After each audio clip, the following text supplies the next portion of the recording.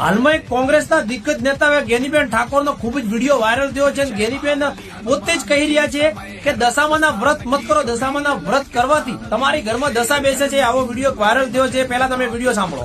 એટલે આ દશામાનાથી વર્તો કરીને ઘરેથી દશા બિહારવાની પ્રથા છે એ કોઈ પણ બેન દીકરીએ દશામાના વ્રત હવે કરવાના નહીં.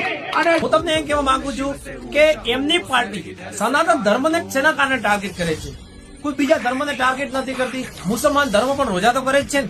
ધર્મ ઉપર કોઈ સવાલ નથી ઉઠાવતું. સવાલ ઉઠાવે છે તો આપણા સનાતન ધર્મ ઉપર જ સવાલ ઉઠાવે છે. એ પાછી કોંગ્રેસ પાર્ટી જ ઉઠાવે છે. એ વાતની મને ખબર નથી પડતી. અને બેન, જો દશામાના વ્રત કરે છે ને એ મારી બેન દીકરીઓ કરે છે. તમને યોગ્ય લાગે તમે કરો, તમને યોગ્ય ના લાગે તમે મત કરો.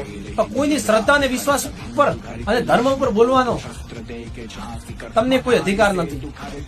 વિડીયો સારો લાગ્યો હોય તો લાઈક કરો, કોમેન્ટ કરો, તમારા 2, 3, 4 મિત્રો સાથે શેર કરજો પ્લીઝ.